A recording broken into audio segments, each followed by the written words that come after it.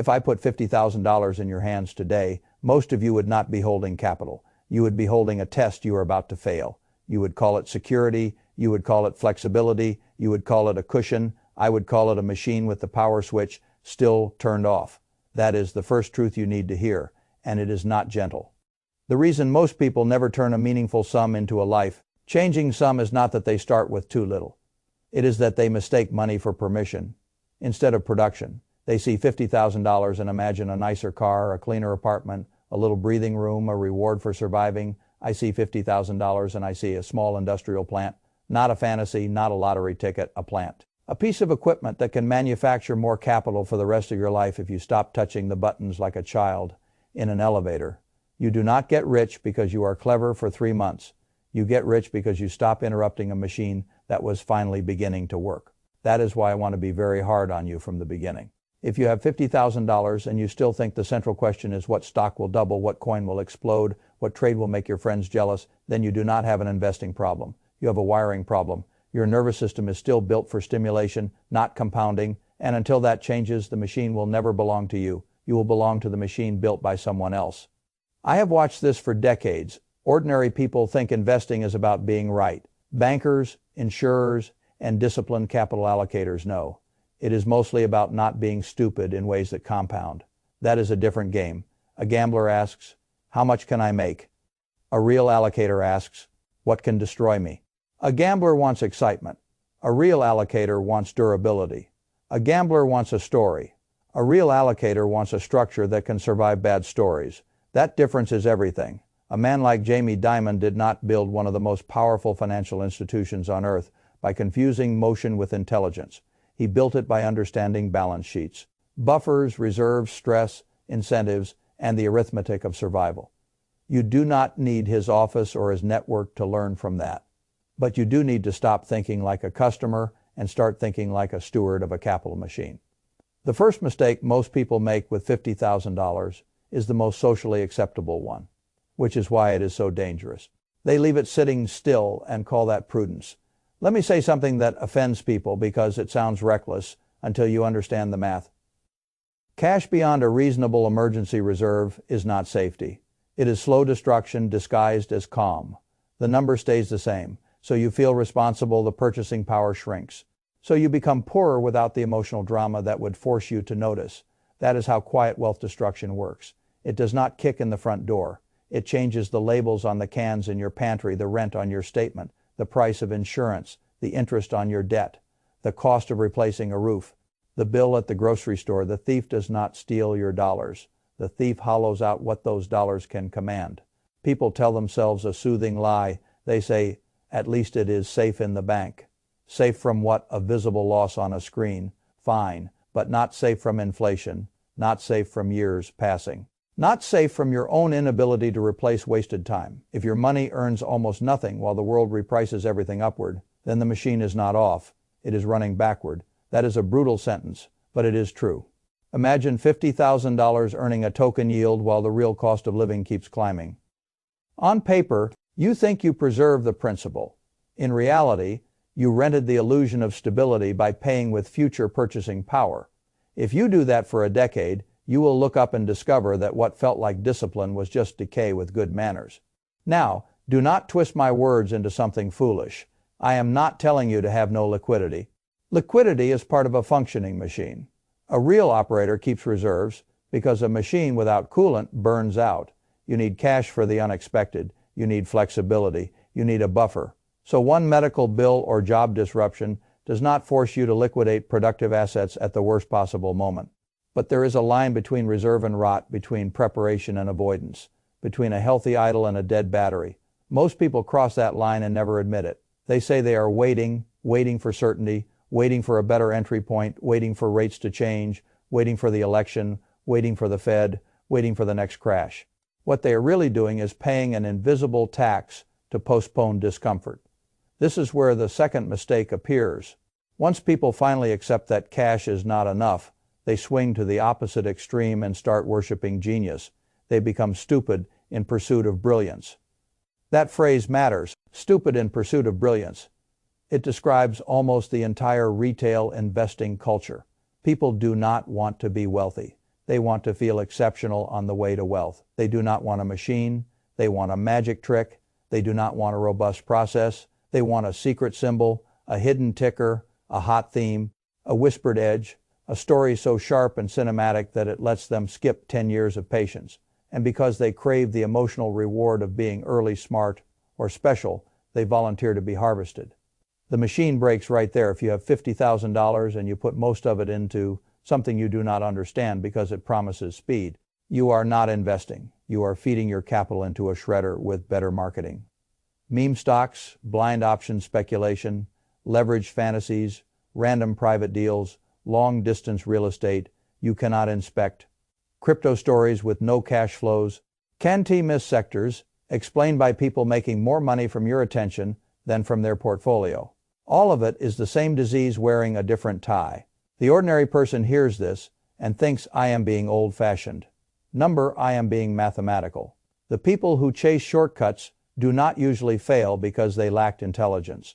They fail because they build a machine with one giant gear and no protection around it.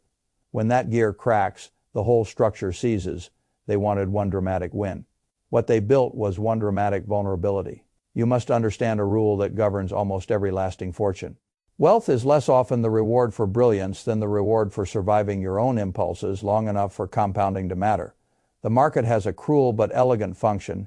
It transfers assets from impatient hands to disciplined hands.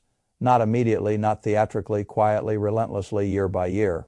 That brings me to the third wealth destroyer, which is the one nobody respects because it feels too boring to be deadly. Impatience. Impatience is not just an emotion. It is a structural defect inside the machine. Impatience makes you check the wrong numbers. Impatience makes you compare your process to somebody else as highlight reel. Impatience makes you abandon a perfectly sound system because it did not flatter you quickly enough. Impatience makes you confuse the first decade of compounding with the last decade of compounding, which is like standing next to a snowball halfway down the hill and declaring gravity unimpressive. When people say compounding is boring, what they usually mean is that they are still too early in the curve for the machine to flatter them. That is not a flaw in the machine. That is the entrance fee. A man who understands capital allocation does not ask whether patience feels exciting. He asks whether impatience changes the math. It does. It destroys it. If you want to turn $50,000 into $1 million, you need a machine that can survive three enemies at the same time: inflation, speculative self-sabotage, impatience. So let me show you the kind of machine I would build if I were forcing an ordinary person to stop behaving like a retail tourist and start behaving like an owner. I would not start with prediction. I would start with architecture. I want 4 working parts, but I do not want you to think of them as a cute framework. I want you to see them as the internal mechanics of a serious capital machine. First, I want a base that produces cash even when enthusiasm disappears. Call it the income floor. That is the section of the machine designed to keep generating output while you wait. Durable dividend payers, sensible income-producing equities, perhaps selected real estate securities, if priced sanely, may be preferred structures in the right context. The exact instrument matters less than the principle. This section must throw off cash from real businesses that have been paying owners through all sorts of headlines. Not glamorous names, not fashionable names, productive names. Boring is fine. Boring with discipline is beautiful. Why do I want this floor? Because a machine that produces nothing while you wait teaches you to panic. A machine that sends cash back to you teaches you to think like an owner. Reinvested income is not a side benefit. It is extra fuel fed back into the engine that loop matters psychologically and mathematically. It turns waiting from passive suffering into visible construction. Second, I want a growth chamber, broad exposure to productive enterprise, the whole American business engine, if you do not have a genuine edge in selecting pieces of it. This is where ordinary people injure themselves because they think broad market exposure is somehow unsophisticated. It is not unsophisticated. It is efficient humility. If you do not know which company will dominate a future you cannot predict, own the civilization that keeps solving problems anyway. That idea offends the ego because it does not let you brag. Too bad, the machine is not here to make you feel superior. It is here to make you free. If you own a broad set of productive companies, you are allowing innovation, pricing power, scale, and economic growth to work for you without demanding that you become a profit. That is a much stronger deal than people admit. over long stretches. A broad productive engine has a remarkable habit of rewarding discipline and punishing drama. Third, I want reserve pressure. Dry powder, not because I enjoy low returns on idle capital, but because a machine without reserve capacity becomes fragile. When recessions hit, when markets panic, when other people are forced sellers, the person with liquidity and emotional control becomes dangerous in a very profitable way. Most people experience a crisis as terror because they are overextended, underprepared, and psychologically soft. The prepared allocator experiences crisis as inventory on sale. That difference is not luck, it is design. I want enough reserve that a bad year does not force you into humiliation, enough reserve that unemployment, volatility, or fear in the system does not break the machine. Enough reserve that when everyone else needs cash immediately, you can buy what fear is mispricing. That is how a serious operator turns disorder into opportunity. Fourth, and only fourth, I allow a tiny chamber for speculation.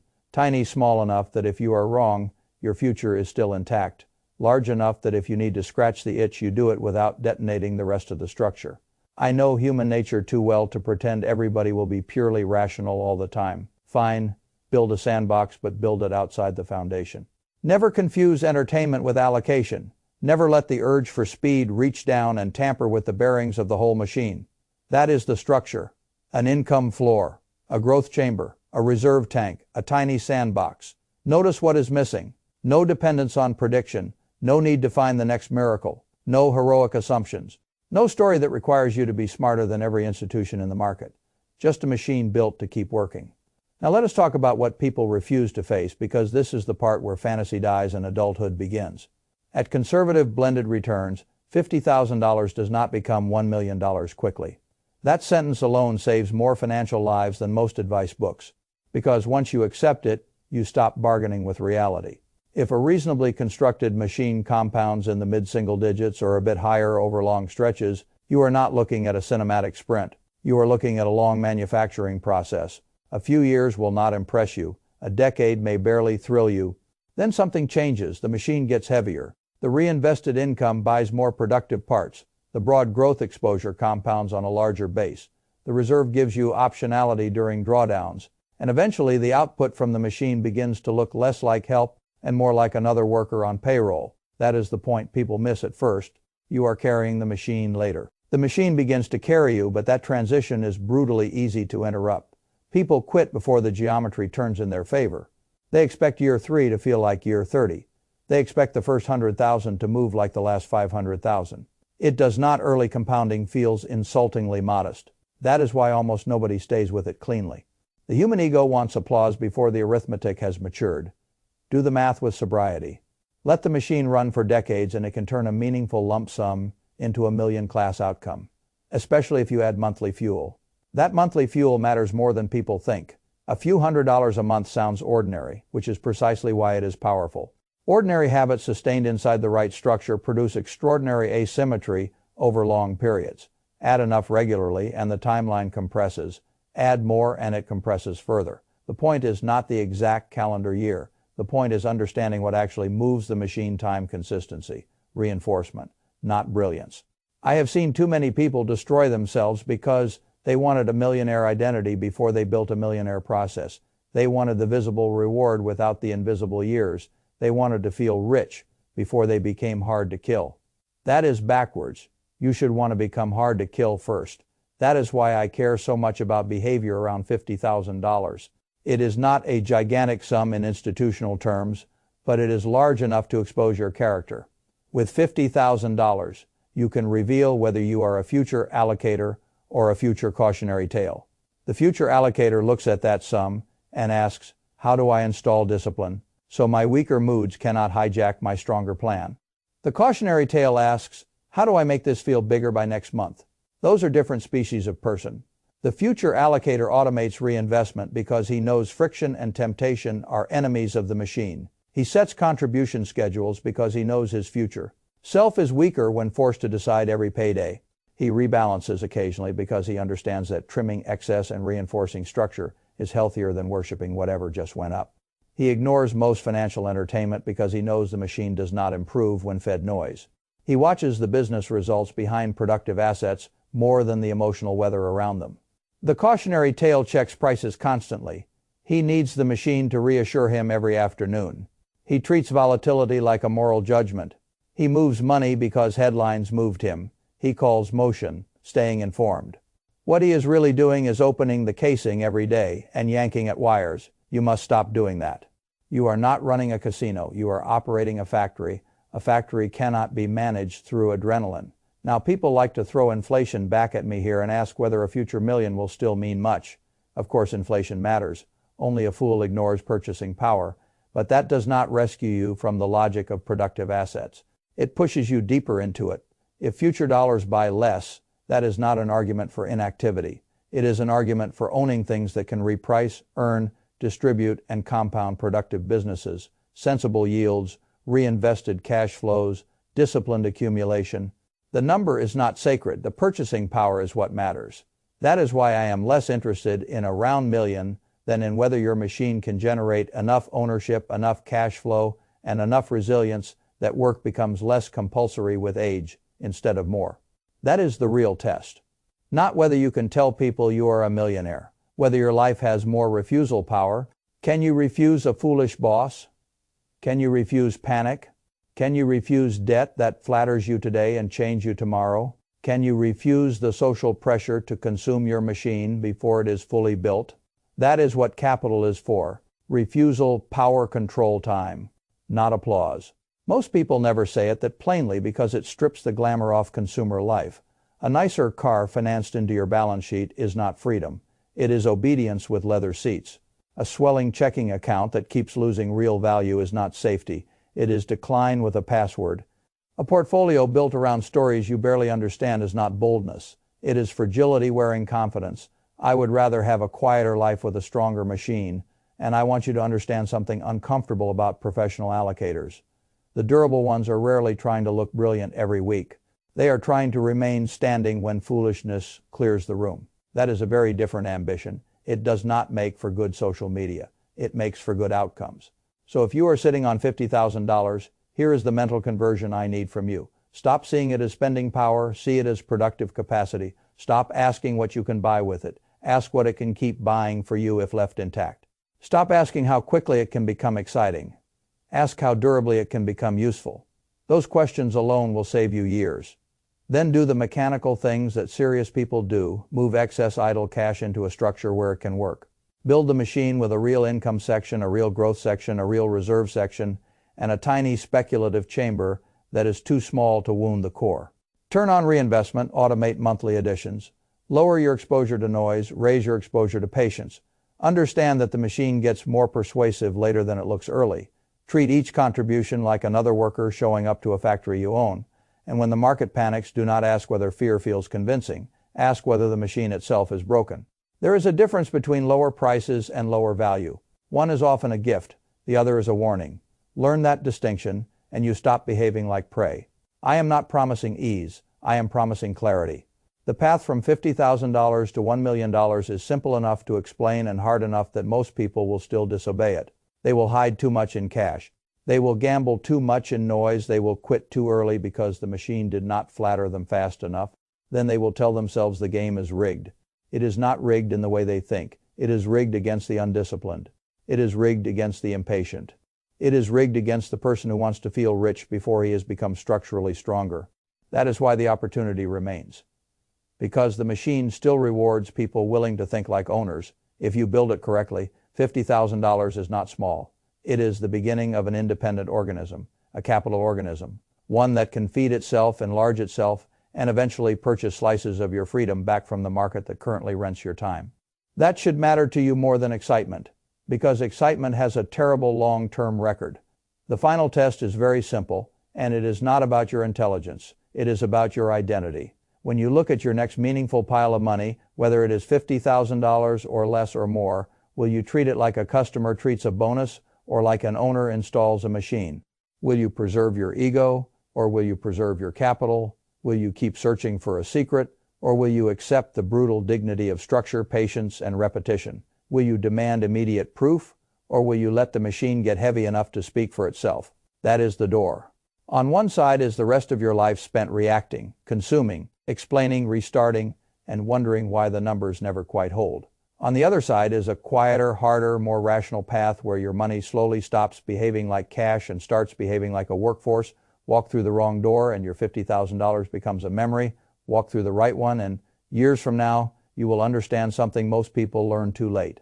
The first million was never built by finding a miracle. It was built by finally refusing to sabotage the machine.